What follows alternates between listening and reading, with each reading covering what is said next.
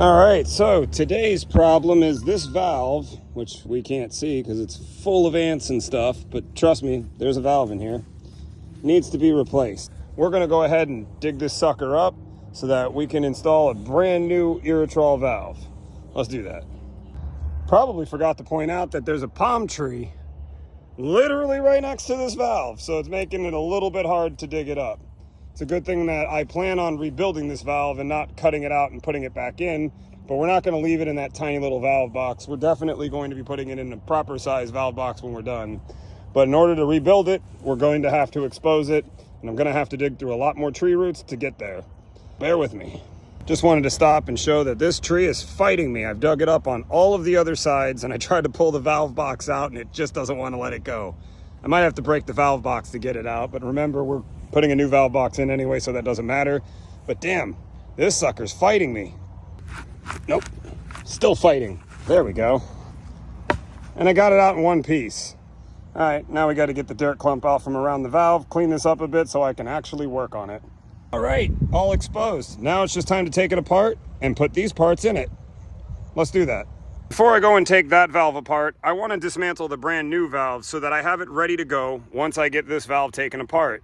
One of the parts that gets missed when people rebuild valves is this collar right here, the seat of the valve.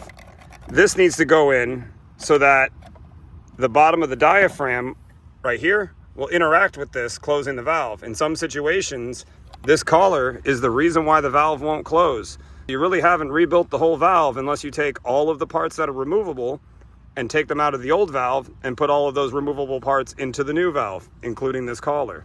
I won't be using the bottom half of this valve. I may be using even this O-ring right here, depending on the way that that one looks when I pull it out.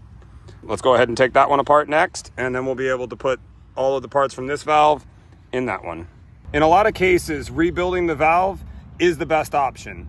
And in this case, it's definitely the best option because it's right next to a tree. And in order for me to dig up the pipes to be able to cut the actual valve out and plumb in a new valve would take considerably more time, and I chance harming the tree trying to do it because I would have to dig right past the bottom of this tree.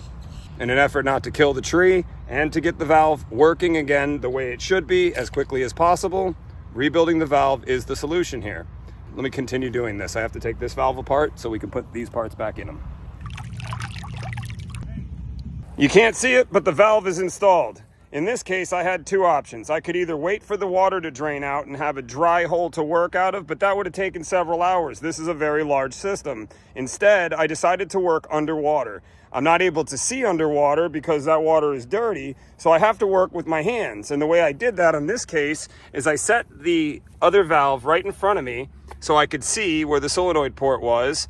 And then down here, I just felt around until I could feel the solenoid port. And when I put the top and everything together, I just lined up the solenoid port with the solenoid port on the top of the valve, and bada bing, bada boom. As long as you have the collar, the diaphragm, and the spring inside, you're good to go. Put it all back together, tighten it up, fire it up. And that's exactly what we're gonna do here. Just as soon as I tighten those bolts up, get the water out of the hole, and put the new box right there. Let's get that done.